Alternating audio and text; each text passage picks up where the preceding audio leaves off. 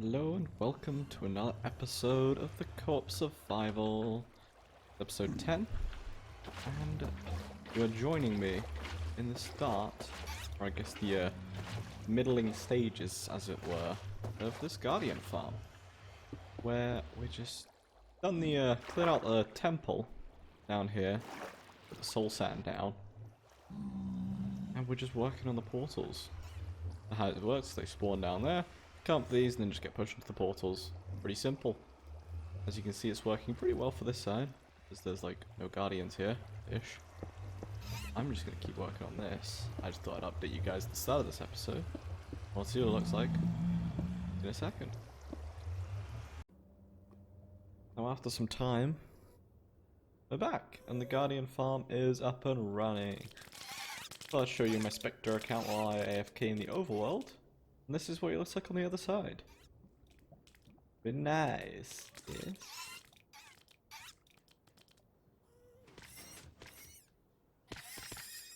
Of course, some stuff does end up getting exploded out. So I'm going to go over how this works. So we have, by default, these pistons are extended. When after this copper pulses, it will then retract those, as you can see there. It will then activate this sticky piston, this piston with a slime block attached to push forwards. Then it will get this one to push forward, so it pings the items this way, and then it shoots them this way into the portal. So I'm just going to wait and see if we can get that on recording. Yeah, pretty fast. It does it every so often. The Guardians die and stuff. This was nicked from Impulse's Guardian farm because I had the thing of bringing them to the Nether, but I didn't really know how to do it after then. I hadn't planned that far ahead. I was going to try and figure something out, but Impulse did a design. I don't know how he did exactly this redstone, but this was the idea of it all from his. Yeah, I may as well take you back to the overworld and show you what it looks like. Now, something you might notice is the portals have been moved over. And yeah, that was painful to do. And the reason I've done that, let's disable particles real quick. Oh. And the reason I've done that is because this middle section, there would always be the one block that was stagnant water. So, to combat that, I've moved the blocks over, all the portals over, which took several hours to do, because mining this much obsidian back up is painful. And just to give you an idea, per row of this portal, it's about 2 stacks of obsidian. So yeah, pretty crazy. Now I haven't actually got anything going around the edge of this, mainly because the Guardians just kind of get pushed up there so quickly that they don't really... They do spawn outside of it. Were you here before? I don't remember. Yeah, you don't really lose much in terms of any productivity without having the glass. Yeah, I mean, of course, there are going to be some that get out. Shipwreck under here. Oh, did I never actually? Oh, I didn't. Never actually saw out this bit. Yeah, I ran out of soul sand. We completely out of soul sand after this. We ran out, so I haven't finished filling that in. But yeah, that's the reason why it took so long. Is just moving all these portals over. Then at the end here I have it. Just a little bit that goes over, just to kind of catch this end bit. One block flowing over into a portal. That's nice. It works. Each Y level of the portal, or like the Y level of the farm, has different portals. The portal that's above the bedrock links to that one. Then there's the one which is in the middle, which links to this one, and then there's the ones beneath. One which is beneath, which links to this one. Right, we're wondering why it's all out the way. Well, because when I did this and set it up, I made it so I did it based on the natural spawn location of the portal in the overworld. Like a bit of a dum-dum. But now it works, the items just get pushed. I just kind of have to offset the portal slightly, that's why this portal up here is a bit off to the side, and so it's this one. Because, but yeah, the items just get pushed down, up here, and they go all the way up to above where I'm AFKing. And get sorted. If they don't get sorted, they get put into a cactus. which is usually most of the stuff, surprisingly enough, because it just gets filled up instantly, and then everything gets destroyed. So might want to change it slightly so there's more storage.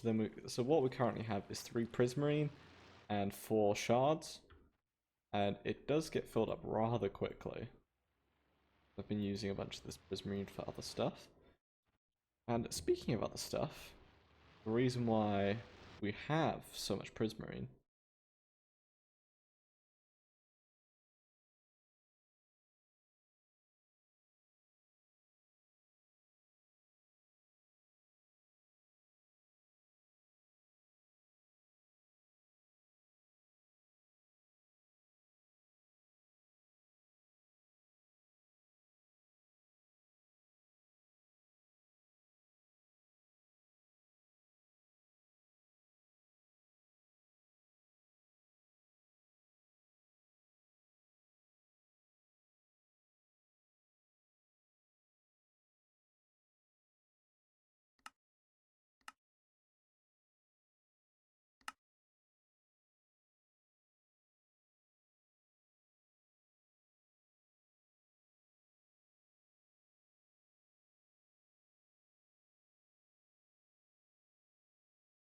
we need that prismarine for, sorry for that weird cut. We need that prismarine for the village houses, because I have a design where I want to use it for the roof. But yeah, that's what we're going to be using that for. Now the only other thing, which is, I guess, arguably harder, is to get all of the ink sacs and stuff for that. Or the black dye, rather, to make all the dark prismarine, because I'm using dark prismarine. And then I've just also made a bunch of sea lanterns back at the base. Just a lot of prismarine. You get. I probably won't be using this too much unless we have some massive prismarine required building project. But that's that. Well, done. Essentially, it's functional. And probably I'd say at 95% efficiency. The rest of that efficiency is lost in the fact that I don't have anything around it and the soul sand isn't complete. I'm happy with it. Now let's get back onto my main character. Now we're back over here at the base. Our next project, which is going to be doing some terraforming. Over there, at Will's Wigglytuff's Guild. As we're going to be terraforming the area ready for the village. Where we're going to put excess villagers and just add a nice aesthetic next to the zoo. Hope you guys enjoy the time lapse. Hello and welcome to the post-production time lapse of me talking about what we're actually doing in this place. The idea of it is we're going to be adding the village here in this area, going into the forest behind now where the camera would be, and onto and around the Wigglytuff's Guild that is Will's base. And in doing so, I don't want to disrupt him too much, so we've expanded the terrain around his area so he can add some more details around that I don't think he was previously planning to add. No, I'm not entirely sure on that. But we're trying to finish and fill in as much of the terrain as possible, while keeping it looking natural to vanilla terrain generation, especially around the edges. It's quite the challenge when it's when you're going from this big. As far as the top of the terrain, I'm not entirely sure of what Will's got planned for it, so I decided to keep it flat while doing all of this, just to make it a little bit easier. Added a beacon on just so my later this time lapse is made simpler, which is mining underneath. Moving on to the cliff side, I just want to do something pretty basic with the cliffs, make it so the edges are falling off, just add a bit more detail, and then undercut the lower parts of where the waves would be crashing in and causing erosion. Oh, here I just want to, link everything up and make it seem complete on that side. A bit of that normal jagged sticking out of the normal terrain. And around the backside here, gonna add a staircase in for Wigglytuff's Guild, like there is in the actual Pokemon games.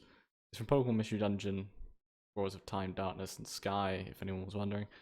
Around this end, I wanted to make a little walking entrance into this side of the hill. We're gonna do that. I went through a lot of different little miniature design changes I do eventually get round to one that I am happy with. Moving back onto this side, where we're going to actually bring the water inland. Now the reason I want to do this is because I want to create a little... I guess it's kind of like a port. So we've got the massive ship, but that of course wouldn't be able to fit in a port that's under here. So the idea is to have little boats that take parts of the cargo from the ships that are ported and then bring them inside of here, where they're going to be stacked up, stored, and then dispersed around the village. You know, pretty standard port stuff, but underground, and I want to make it look a bit different. That's what I've got planned for this. I hope you guys enjoy the rest of the episode.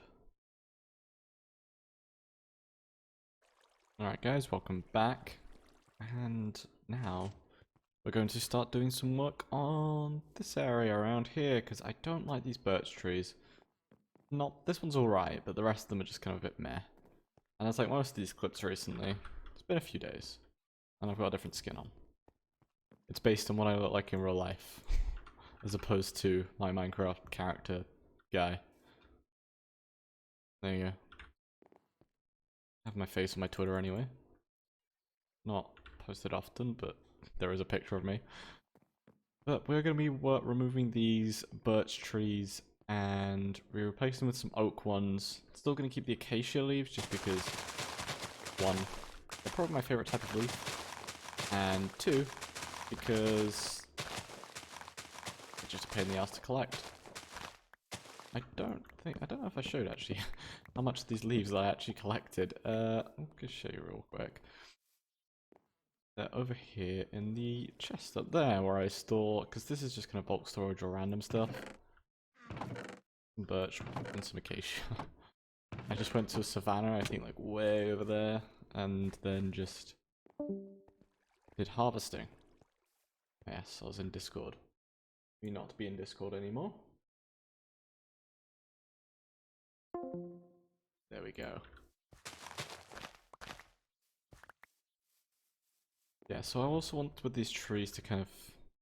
because I feel like maybe these ones are a bit too unrealistic, in a sense. Like, birchwood isn't the kind of wood that you can do random shaped trees with, in a sense. Or at least, I don't think. Because it's not very standardized, I guess. So I was thinking also of maybe making these a bit taller as well. We just go out with branches and stuff. See how this looks. Do I want to do branches? No, actually no, I'll keep using these logs. That's not... replace it. Yeah, that's how I want it looking. Replacing these on the sides. Up, up. On there. Yeah, trying to keep the same orientation. Did that right, didn't I? Orientation? Yeah. I'm weird in my head there. God, it's been a while since I've done recording. I just basically haven't been feeling it. Like, once I've started recording, like this feels great right now. But, I don't know. It's feeling a bit off recently with it. So, I've not really been doing much. I'm also going to try and make the leaves more random, because they're all very... like... structured. Like, these are all the same shapes. Constantly. And I want to make it more random. Do I want to... something I just thought of. Do I want to add any spruce fences in? And our reverse washing fountain from last episode is actually being used. And yes, if you're also thinking, yes, this is also a Team Liquid hoodie. Because that is what I generally wear in real life, is my Team Liquid hoodie. So, fences. Because I've seen some people use them as like branches and stuff, and it's never overly appealed to me. I saw it done recently, and it kind of did, so I think I'm a bit more interested in it now, or at least interested in trying it out. I think I might have a little go. I have no idea in terms of where I'd have to place them though. Also, if anyone was wondering, I am still working on that other series. So one of the ones that I mentioned before in one of my previous episodes was the totem challenge. That was one of them. There is still another one that's been slow work because it's kind of, it takes a while and it involves creative building, and I like it for what it shows, but I'm not a creative builder. I am definitely a survival one. They just have some different feel. I feel like if I get support from you guys enough, it'll feel a lot better when I'm doing it. But for now, it's like dead, really. Just trying to. It's more experimenting. When you experiment and trying to do something new, it can often feel a little bit underwhelming. So I'm kind of just slowly working on it, making some stuff. Oh god, I thought that tree. That's what's going on with that. As brief as the details are. Brief, is that the right word? Lackluster? Not really lackluster. Unformed? I don't know. I don't know where I'm going with that. Anyway. I want this thing to be like a massive ball. What I am kind of liking is the way these like random little bits are sticking out on the edges, like here. That makes the tray feel, I guess, a bit more random and lively, in a sense. That makes it feel that much bigger.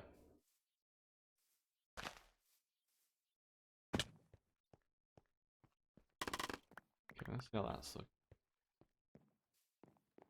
I feel like the way I'm doing this is I'm plopping a ball on some leaves where it needs to stop being a ball. It needs to kind of be a bit different, maybe a bit more like this, where it's thicker on the edges and just a bit more space in it, I guess.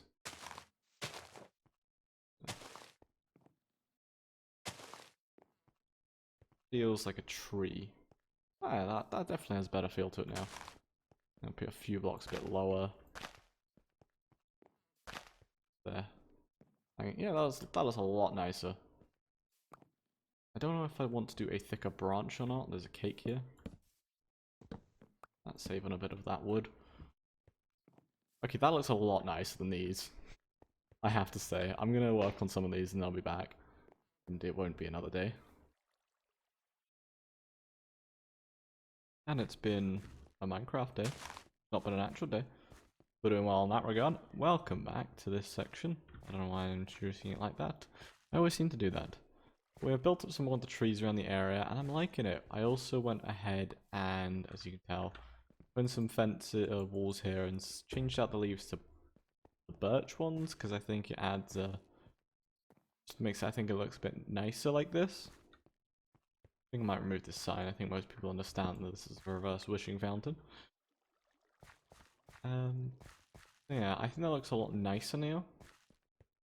It's like the colors complement each other. I think the full birch tree there, I think it maybe sticks out too much. It's a little bit. Yeah, I think with the black and the white, it's just, it doesn't suit this area. I'm glad I swapped that out, and now this area is looking a lot nicer. And I did also remove the jungle tree, and I think I'm going to tear down this and maybe move it over a little and make it a oak one, and then I'll do some fancy stuff with that. I do want to, I don't actually know, do I? I want to put a little path down here and have like a little bench, a little area to sit down and have a little bench. So I'm going to grab some blocks so we can do that. So I think I'm having a good the path starting a bit further back, so we'll leave this area and probably put another tree there and just loop up here. I actually keep the little bits of grass there. Oh, I like how the rain hydrated it. Well, that's the thing actually. The rain can hydrate the crops so they grow. Doesn't really matter when they're bone mealed. Here. A little That going on. Alright, I finally added Silk Touch to my shovel, because I didn't actually have that on there. It was rather annoying, I guess, with certain things. Do it about. Yeah, I'll do it up to here. Bring these ones up a little bit. Bop. Fences. I'll go around here a little bit.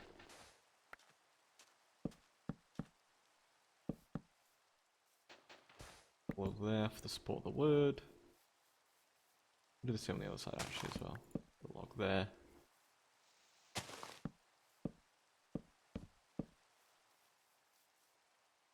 Fences. Do I want to? I could use trap doors as a fence. No, I'll give that a try real quick.